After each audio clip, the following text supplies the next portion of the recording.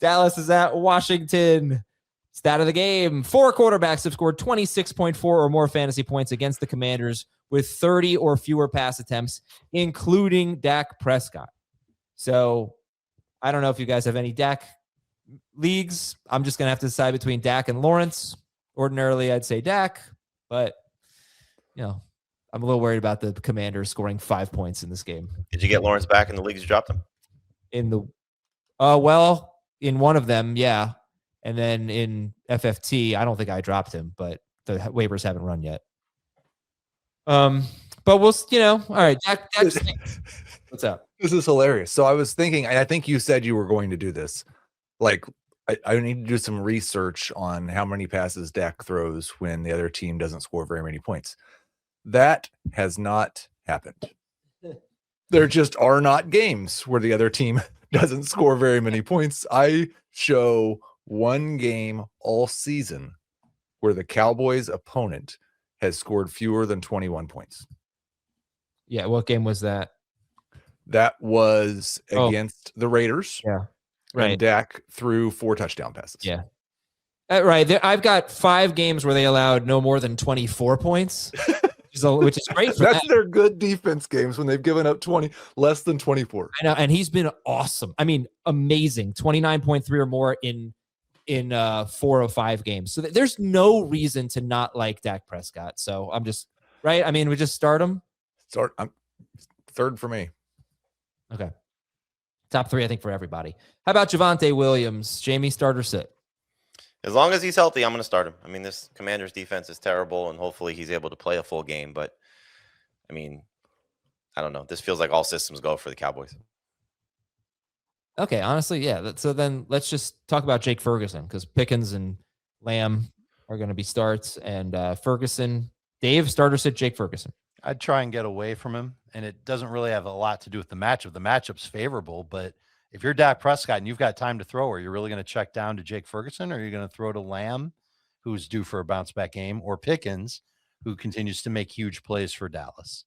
So it feels like a low upside game for Jake Ferguson. For now, I've got him outside of my top 12 at tight end. Ferguson or Travis Kelce? I've got Kelce a little bit ahead. Yeah. Also, I don't. Yeah. I think there's 9 tight ends I want to start this week. And there's like 17 tight ends who I think might score between 6 and 8 points, or 6 and 9 points. It's still deep, but there's not a lot of guys that I'm actually excited to. I mean, there's 10 that I'm kind of excited to start. Okay. Washington is a good matchup. They allow the 5th most fantasy points to tight ends. He'll score a touchdown, but he won't have much work. How about Dallas Goedert in the toughest matchup for tight ends, Buffalo or Jake Ferguson? They're both touchdown dependent. Ferguson for me. I'm out on Goddard. I would go Ferguson too. I'll take the chance on Goddard. I think he's been a reason why Philadelphia's offense has gotten back on track, why their passing offense has gotten back on track. And last week, Harold Fannin showed us that you can score points against Buffalo. Yeah, I mean, if you're one of the best tight ends in the world.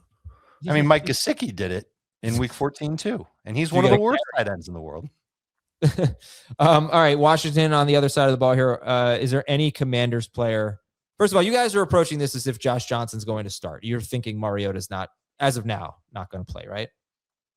Correct. Yeah, it's not entirely reflected in my rankings as of Wednesday morning, but it will be by Wednesday evening. Same. People love this. Josh Johnson, 9 career starts.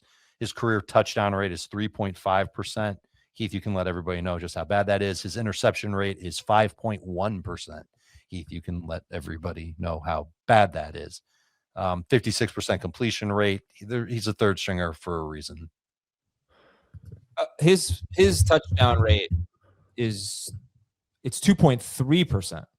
That's overall. I'm talking about in his 9 starts. No. I'm sorry. What'd you say? 3.2%? 3.5. Okay, that would make Tyler Huntley blush, because Tyler Huntley's is 2.3%, which is unbelievable. Just to put that in context, Daniel Jones' career touchdown rate is 3.4%. Oh. Wow. All right. So, yeah, if Mariota plays, he'd be an option because Dallas is horrible against quarterbacks, but Josh Johnson is nervous, right? I think he's an option still. It's just Dallas is that bad. Like 2 quarterbacks all season have failed to reach 22 fantasy points, or at least 2 team quarterbacks. There may have been one where they given him at least 22 fantasy points, 2 quarterbacks in 13 of 15 games. The one team that did not have a quarterback do it, but collectively they did, was Washington. Yeah. It was the combination of Jaden Daniels and Mariota combined for 23 fantasy points. I think you're just hoping that Johnson can get you somewhere around 20. Like, he's not going to have a huge game because it's Josh Johnson. The last 2 times that he's played a full game, didn't start one, started the other, was in 2021. And for 2 different teams, by the way. For the Jets against the Colts that year, he had 26 points, I think it was. So 23 points, something like that. Both over 20 points. I'm going to get the numbers wrong. But it was the Jets against the Colts and the Ravens against the Bengals. And that was in week 16. Both games, he was a good fantasy quarterback. Yeah, 23.1 against Cincinnati. And I think it's worth saying, like, the last 2 quarterbacks who have faced the Cowboys have been J.J. McCarthy, who's just been dreadful most of the season. He scored 27 fantasy points on 24 pass attempts. And then Justin Herbert, who hasn't been a top 12 quarterback, but maybe once or twice since Joe Alt went down.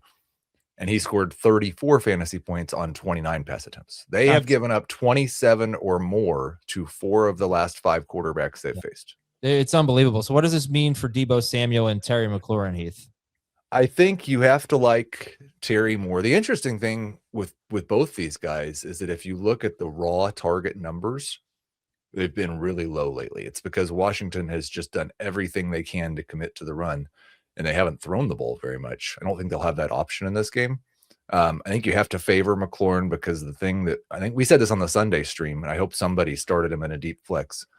Dallas has been awful on deep balls. And that's we said that about Quentin Johnston on Sunday. That's Terry McLaurin on this team. Everything Deebo does is around the line of scrimmage. So McLaurin's a low end number 2 for me. Deebo's kind of a desperation number 3. Anyone disagree? Agree?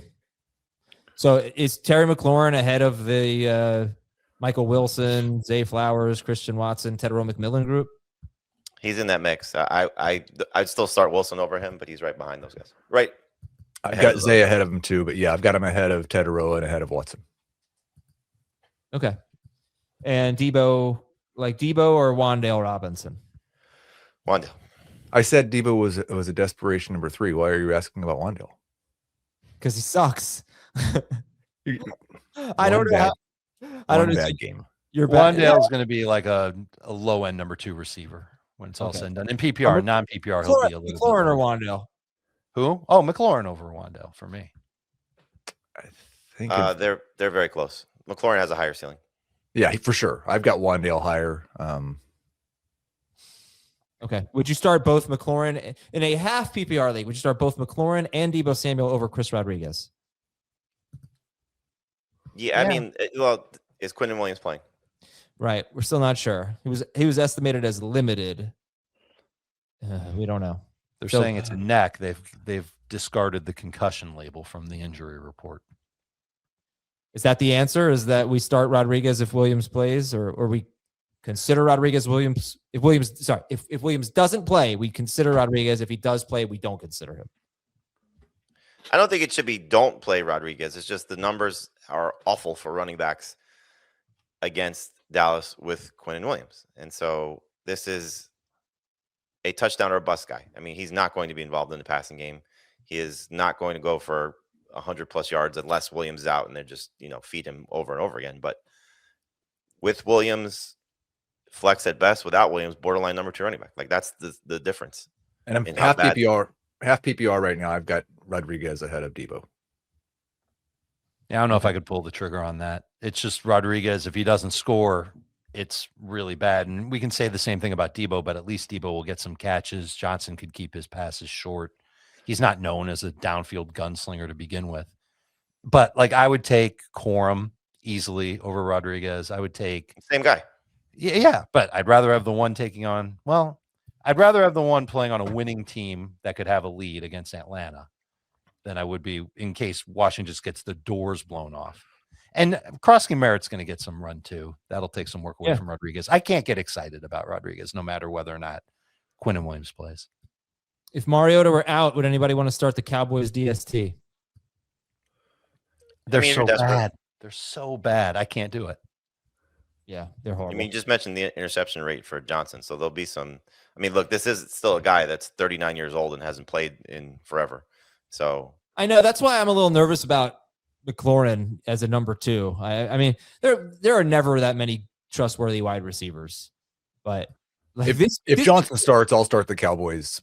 And like you just said, the key wide receiver has been awful this year. Wide receiver is awful this week. Yeah, I was like looking at Nico Collins, for example. Nico Collins is wide receiver 11 per game this year. Last year, with his point total, he would have been, I think, wide receiver 17 per game. It's just such a bad year for receivers. Okay, questions from the chat. Prescott or Stafford? Stafford. Stafford's my QB1. I think I have Prescott one spot higher, but I think I need to switch that. Prescott or Lawrence? Prescott. Dak. I have Dak as of now. Don't hold me to it. Tyler Warren, Ferguson, or Hunter Henry? Henry. I'm going Warren. Time to play the game. Double H. And Ferguson or Fannin? We're going Fannin. Come on.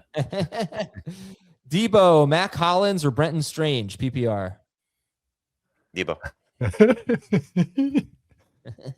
I kind of like Matt Collins this week. I kind of do too. He I'll might have still the go most Debo. upside of these three. All right, it sounds like we're leaning Debo. Purdy or Dak? We're going Dak. Only if Booty's out, though. You can't go Hollins if Booty plays. We're going That's- Dak over Purdy, right? I have it ranked that way right now. How about Burrow or Dak? Burrow. Burrow Burrow, is my QB1. Okay. Ferguson or Taysom Hill? Ferguson, but it's close. Ferguson. I'm Ferguson. very hopeful that the Taysom Hill thing was just to get him that whatever. I guess you could call it a record. That is a record. Yeah, sure. McLaurin, Ramondre, or Hampton? Ramondre by a mile if there's no Travion. I'd go Hampton over both if Travion plays.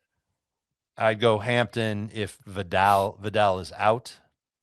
If Vidal is out, Travion is out, then it's Hampton. If Vidal is in and Travion is out, then I'd go Ramondre. Ramondre, Hampton, McLaurin. All right. And then last one, McLaurin, Stephon Diggs, Jamison Williams, Jawan Jennings, pick 2. Ooh. Jays? Jennings and McLaurin for me. Jennings and JMO for me. Me too. Okay. That is it for that game. Let's go on to time for Thursday mid-afternoon football. No. Boop.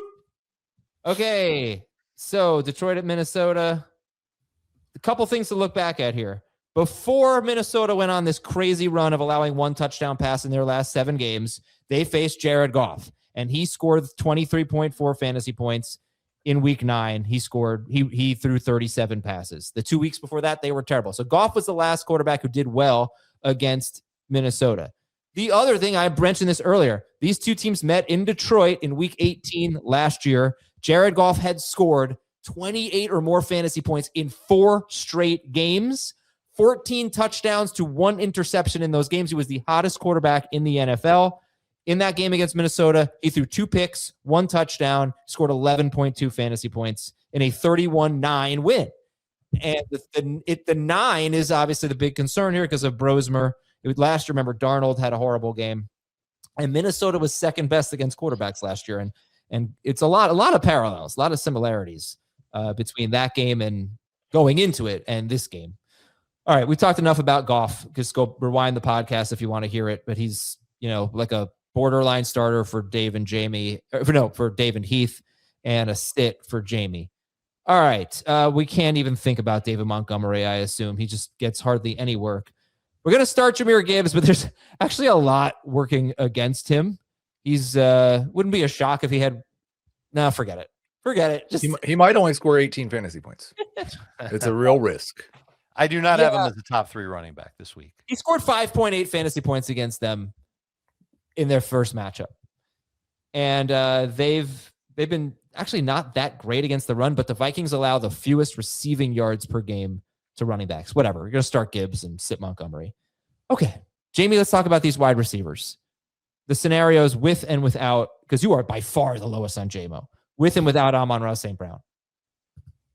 You're still starting him. And I think you're still starting JMO. It's just, the high-end production from a touchdown perspective is not there. If they're not giving up passing touchdowns, obviously it tells you what the receivers are doing against them. So in the case of St. Brown, look, he should have had a much better game last week, as we're all aware, based on how the end of the game was. Pass interference calls, whatever, ruining his finish. But he's too good to sit and still has so much upside. Goff's going to throw a touchdown. The streak is going to end. He's going to get one. Will he get two? That's the question here. So I look at the game before the streak started. Lamar Jackson, 18 fantasy points. That's the number I'm counting on for Goff to be in that range. And so who's going to lose out here? I think it's JMO, because I don't think he finds the end zone. Could he still get you 80 plus yards? Sure. So still a number 2 receiver. I mean, the guys that you were asking are just happen to be players that I still like in the same range. So McMillan and Flowers and Wilson and those guys, they're all ranked in a similar range. I just don't think this is a great game for Jameson Williams because of who he's facing. Question from the chat: Diggs or Jameson Williams? JMO. I would go Diggs if the other guys are out for New England. He's chasing another $500,000. Like this is a guy that definitely plays for his money at this point. What does he need to do to get it? He needs 4 more catches, and I don't know the yards, but 4 more catches to get to 80. And he needs it in the next 2 games. And then there's another escalator to 90 catches. So he needs 14. I think it was 2 or 3 going into last week's game to get to 70. He ends up with 76. Like he's chasing dollars right now. All right, aren't we all? So Heath, you have JMO 8th. I think he's down to 12th now, but I can't sit him. He's been so good since Dan Campbell took over play calling. They've really just turned this offense into Gibbs, St. Brown, JMO, which makes sense. Those are your best players. He has, I think he has 9 or more targets in 4 straight games. Every wide receiver that has had 8 or more targets against Minnesota has scored 15.7 or more PPR fantasy points. But the problem is there's only been 5 of them, right? And teams just don't really throw on Minnesota. And, they don't see they see the second fewest pass attempts per game. But here's Jameson Williams in tough matchups. First of all, he scored 16.6 fantasy points against the Vikings. He is one of only 2 wide receivers in the last 8 games against the Eagles to score more than 11.5 PPR fantasy points. He scored 19.7 against the Eagles. He scored 26.9 fantasy points against Green Bay, even though that was without Amon-Ra St. Brown. He had 70 yards against Pittsburgh. In their previous 5 games, the Steelers were great against the Bengals receivers, the Bears receivers, the Bills receivers, the Dolphins. None of those guys had 70 yards. So JMO's been outperforming the matchups lately. I just feel like the Vikings are going to score 10 points. They scored 27 points with McCarthy last time, but I'm really concerned about them. What's their as bad as McCarthy's been? This guy is so much worse. He is. Yeah, what is Although their he did have one great throw to Jefferson for like 21 yards last week on a sideline. That was more of a great catch, wasn't it? On the sideline. A little bit of both. Yeah, but his off-target rate is pretty high. Do you have the implied total for the Vikings, Heath? I do. I've got it for everyone. The Vikings 18. The Lions 25.5. It really underscores the point that there's a chance that the Lions won't have to throw a ton. Yeah. And that's a reason to kind of lower expectations a little bit more on top of the matchup. I will say in past seasons, 18 would be a lot worse relative to everyone else than it maybe is this year, just because the Chiefs implied total is 12. The Panthers 17. Right. Browns is 15. I think it's 18 for the Steelers. Like there's just a lot of teams in that range now. The Chiefs are lower than the Browns. Well, the Chiefs have I know. Third string quarterback. I guess the Browns do too. Yeah, but their third stringer is better than the Chiefs' third stringer. But wow, it's still. The Chiefs' future Hall of Famer tight end is old enough to be the Browns' future Hall of Fame tight end's dad. Oh man, I don't think Njoku is going to the Hall of Fame, Heath. So let's if Amon-Ra St. Brown were out, by the way, I'm sure JMO would get a boost for everyone. So Let's keep that in mind. We're not going to start the Lions tight ends. Now, on the other side, we're certainly not going to start Brosmer. Are we going to start Aaron Jones? Jamie, any interest in Aaron Jones, assuming Jordan Mason is out?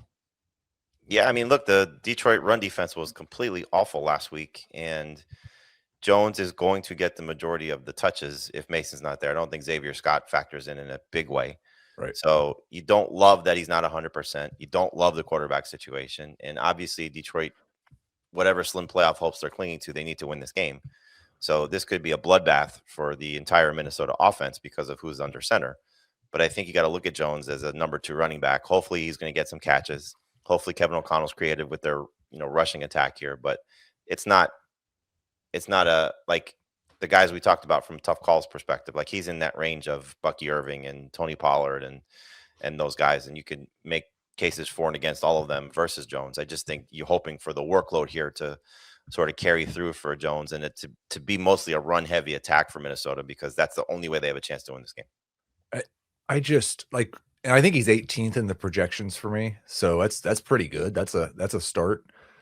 But when you start thinking about floor and upside, I think it really hurts Aaron Jones, just because it seems like even when he plays games, there's a section of the game where he has to leave banged up, and we know he's not healthy, and he's older, and he's not been healthy for a long time. So the floor's really, really low for Jones.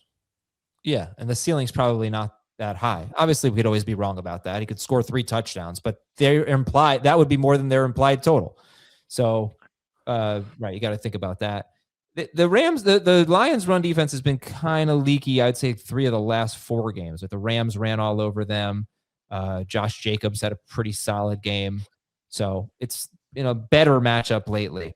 The back end of their defense is atrocious. Like you know about all the injuries that they have at safety and cornerback, and you think, oh, they're going to be terrible against the pass, and they have been. But those guys are out of position all the time against the run. At least last week, and the Steelers blocked them up really well. But it's a problem. That's the difference between a bunch of like 4 and 5 yard runs and a bunch of 45-yard runs, like like Jaylen Warren had last week. So there's a chance for Aaron Jones for sure. But there's also a chance for Justin Jefferson then, or Jordan Addison, because this is a brilliant matchup as the Lions allow the 2nd most fantasy points to wide receivers. Does anybody want to start a Vikings wide receiver? Want to? No. Imagine saying that sentence at the start of the season. Unbelievable. Unbelievable.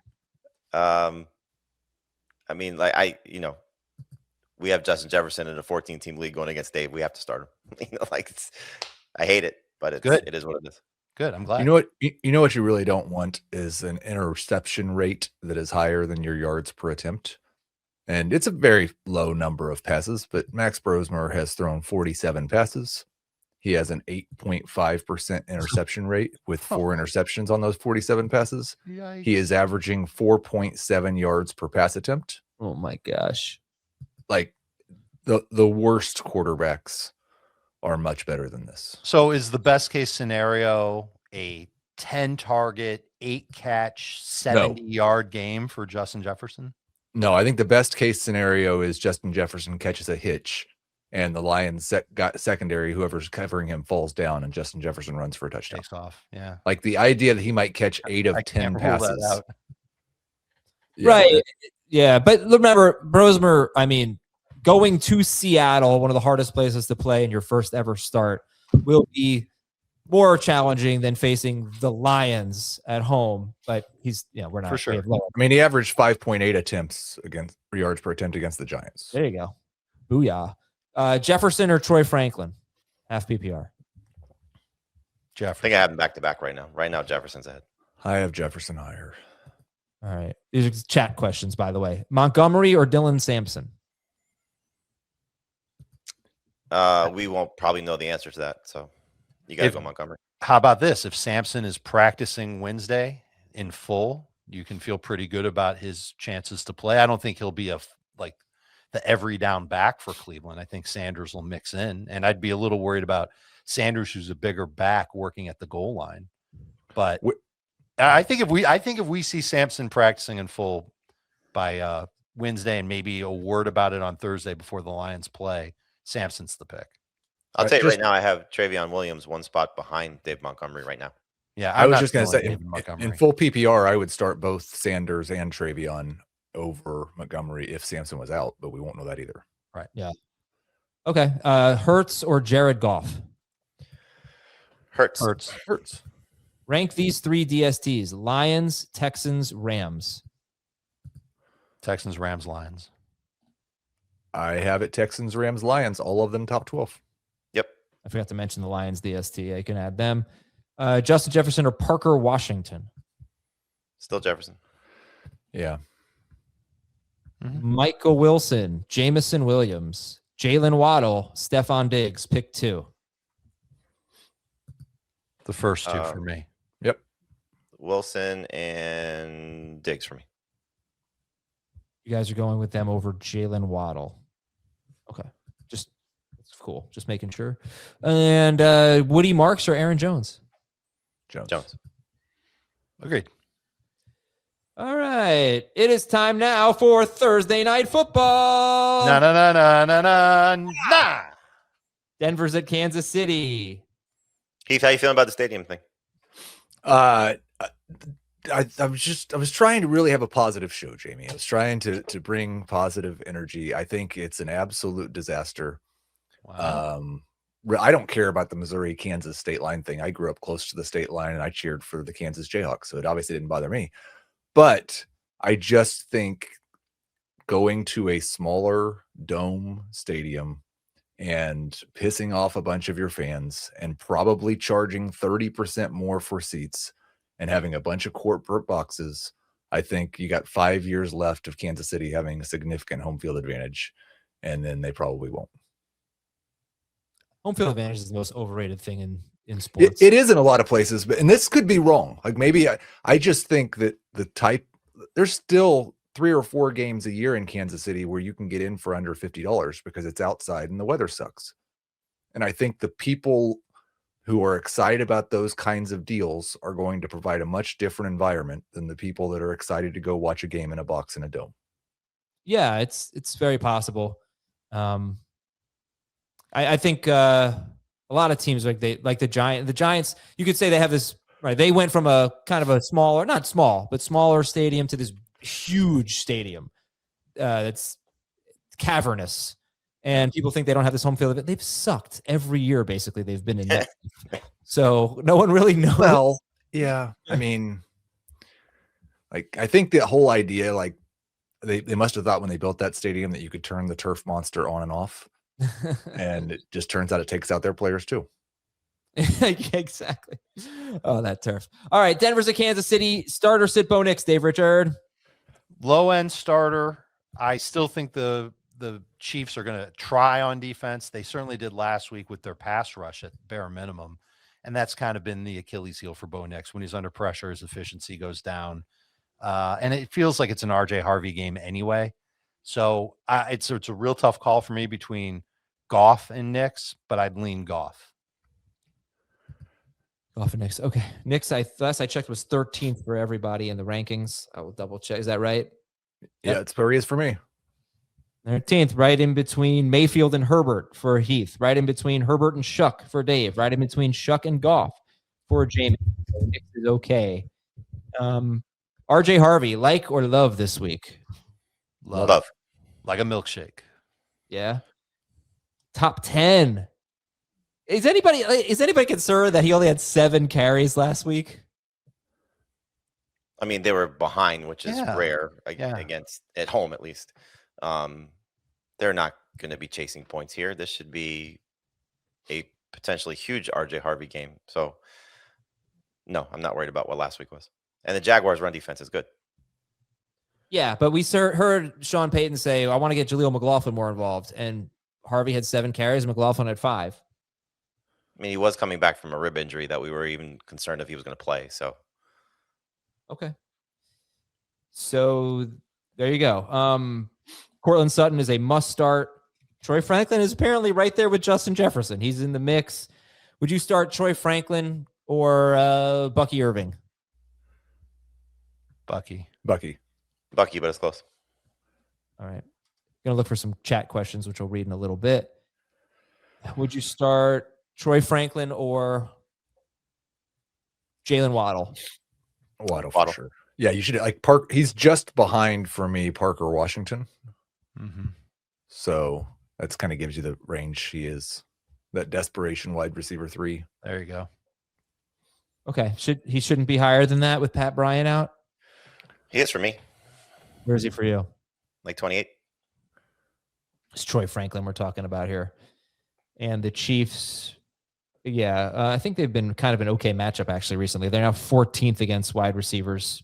3 of the last 5 quarterbacks against them over 20 fantasy points. You just can't look, I don't think, at most of the Chiefs like a season. I don't know who's going to play in this game. Yeah, McDuffie's probably out. He hasn't been practicing. Anybody with a boo-boo. I mean, for what it's worth, the Broncos essentially had this game already against Kansas City in Week 18 last year, and Bo Nix went for 40 fantasy points. It wasn't quite that. I mean, they sat all their starters. Well, I mean, it's not far off. It's basically the same thing. Well, Are if you it's the same starting thing, any- then we're grossly undervaluing Bo Nix. I think the one thing in the case of Franklin and Sutton is Bo Nix has not been a great fantasy quarterback lately because he hasn't scored touchdowns. But 4 of his last 5 games, he's been 295 passing yards or more. And so his receivers are getting plenty of yards. And so depending on your format, that should be good for, in the case of Sutton, he's just been solid. I think it was the game before the bye and then since the bye. For Franklin, it's been recently when no Pat Bryant or limited Pat Bryant. And I don't think we're going to get Pat Bryant, unfortunately, because of what happened. So wouldn't shock me if Nix has a huge game here if he gets the touchdowns. And Cam Ward just kind of gave you a blueprint for how a mediocre quarterback can play against this Chiefs defense. Yeah, I got some good chat questions here. But before we get to that, are there any Chiefs players that you want to start?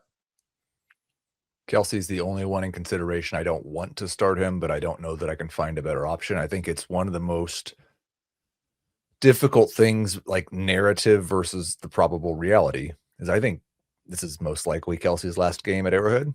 I think they probably would love to force feed him. They tried to force feed him at the start of last week, and Gardner Minshew couldn't get the ball to his hands. He kept throwing it to his feet.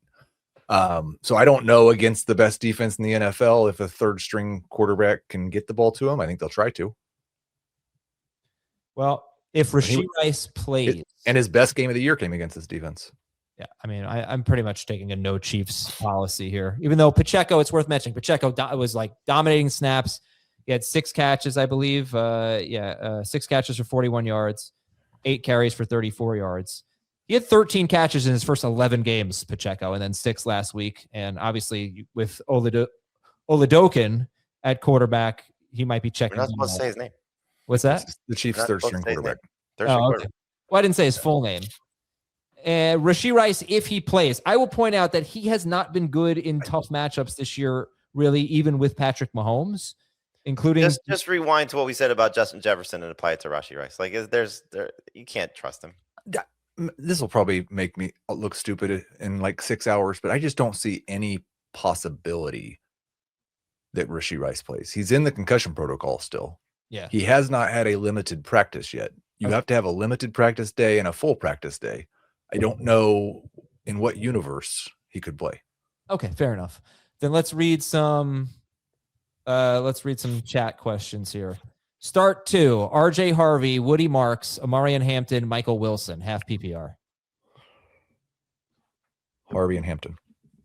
I'm with you. Harvey and Hampton. Harvey and Hampton. What if Vidal plays? You could pivot to Wilson, I guess. That's probably the right thing to do from Hampton. Okay.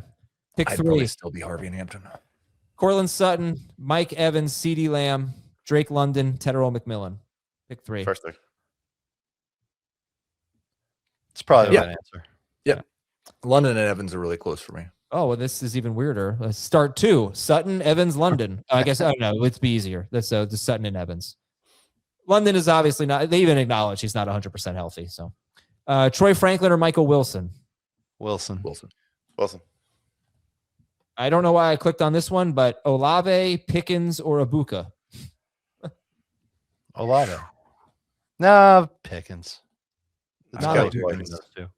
I would love to know who you're sitting to not be able to play Olave and Pickens. It's got to be like Puka or something like that. Like those could be his top. Oh yeah, that's true. Yeah, you gotta have a stud in there. Yeah. There's always JSN, right? JSN's on a lot Or of JSN, yeah. I mean, Well, there's not were any of these guys picked in the first 4 rounds? no. Olave and Pickens were probably like round 6-ish. Right. So he could have 3 other great receivers. Yeah. How about Knicks or Baker Mayfield? Bo. I'd go Mayfield, but this close. Dave says Bo. Jamie says Mayfield. Heath, break the tie. Check my rankings tomorrow morning, but currently I have Mayfield. If that section of the quarterback rankings will be really what I'm spending my Christmas morning on. Franklin or Pittman? Franklin. Yeah. Franklin's the right answer. Okay. And last one, Knicks or Brissett? Jacoby. Going right back to Jacoby.